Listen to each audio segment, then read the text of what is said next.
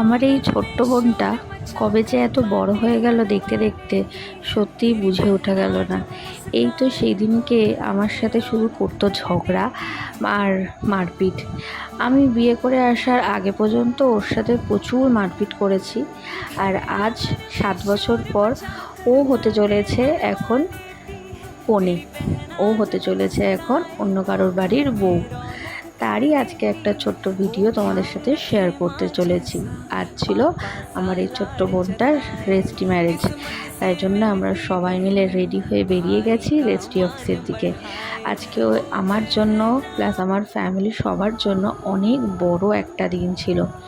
এই ছোট্ট মেয়েটা অনেক পান অভিমান, অনেক গোসা করে, অনেক বাথরুমও করে ঠিক না, অনেক রাগ আছে ওর মধ্যে।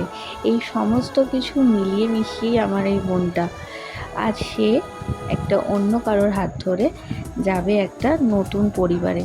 আশা করি ওর সমস্ত কিছু অনেক অনেক পরিবর্তন হবে, ও অনেক বড়ও হবে।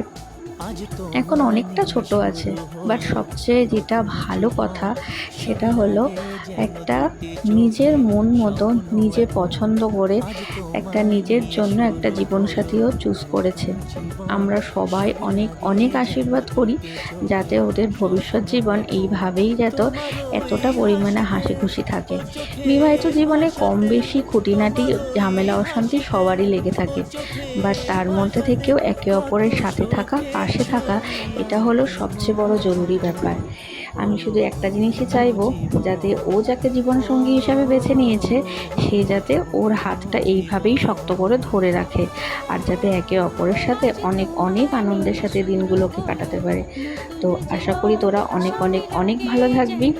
আমার তরফ থেকে অনেক আশীর্বাদ থাকলো আর অনেক ভালোবাসা থাকলো। বাট হ্যাঁ, একটাই কষ্ট, সেটা হলো আমার মা সত্যিই খুব একা হয়ে যাবে। আমরা দুই বোন ছাড়া মার আর কেউই নেই। বাট যাই হোক, এটাই তো রীতি, এটাই তো নীতি যে মেয়েদেরকে তো একদিন পাঠাতেই হবে। তো যাই হোক, আশা করি আমার মাও অনেক ভালো থাকবে, ওকে একটা সুপাত্রের হাতে পাত্রস্থ করেছে ভেবে।